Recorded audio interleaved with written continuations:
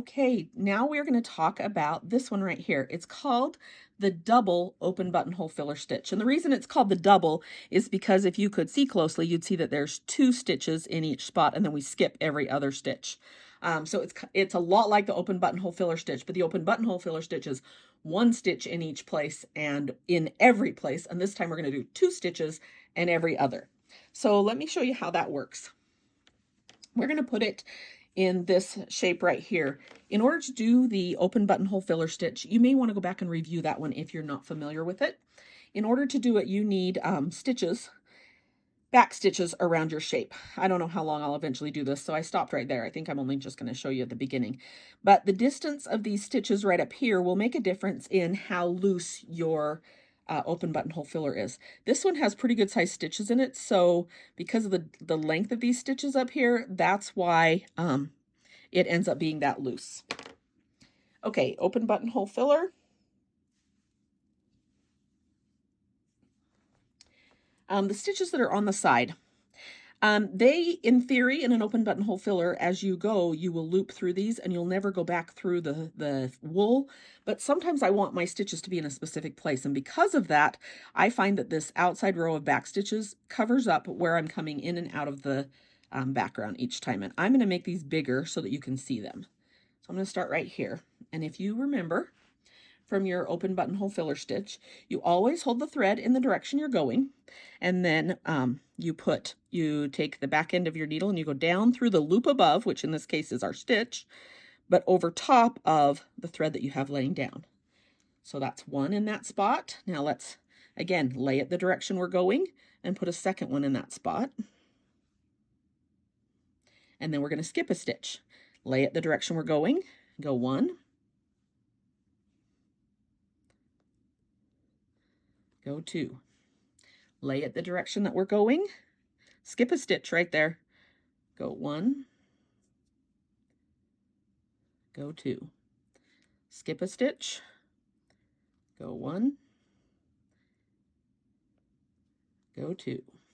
And the last one will be skipping a stitch. So we could go outside of this thread right here and hook it, but I found that that will make this side go up and down quite a bit. So I usually just go out right there, underneath there, so you can't see where it ends, and come in wherever I'm ready for my next stitch. Oh, we're going to play thread chicken here. Sorry about that. Okay, on the way back, we do the same thing. We aim at the direction we're going, and then with our back end here, now this time we're going to go in these loops every other. So we'll go first one in that first loop, lay it down, and go second one in that first loop. Then remember, lay the thread in the direction that we're going. And we're going to skip where those 2 stitches are, but we're going to go in this gap right here. We do 1 and a second one. Skip 1. Do our first stitch. Do our second stitch. Skip where the knots are, because technically there is a loop in between each of these little knots, but we're not going to mess with those. And back out on this end. Now, when you're filling this in, you will continue that stitch over and over again.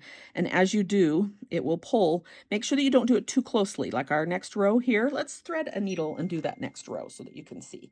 Okay, now remember, we want that kind of net look or lace look to show up. So we're going to go ahead. Let me lay it down so that you can see it. Okay, this time our gaps are right here, right here, right here, right here. So lay it the direction you're going and go 1. Oops.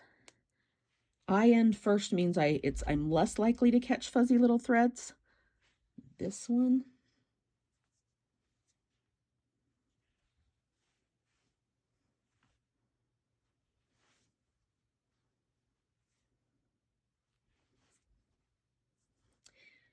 Skip 1 to that gap. And this will be our last gap on this row. Now there is a gap right here where this one was attached, but we don't want to, that's not an extra gap. That's just where that one went through. Okay, now you'll notice that it kind of curves up in the middle. That's very normal. It's just that the middle has no tension holding it down, and the sides are held down over here. So this last row, what we're going to do is just hook all of those gaps in between down to the last row. So you can start on whichever side you're on.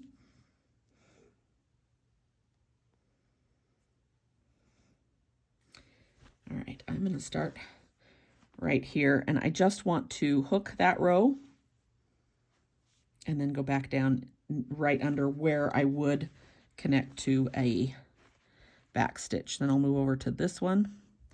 So where I need to connect to a back stitch, remember those back stitches are really good at hiding the lines where you go in and out. Back through that loop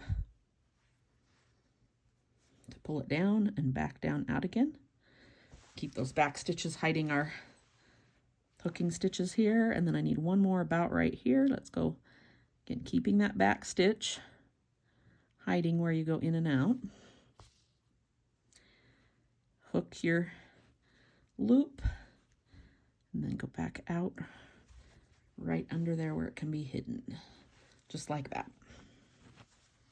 Okay, see how that will hold it down and keep it so that you can, it's stretched out so that you can go ahead and see the lacy part of that. So that is the double open buttonhole filler stitch.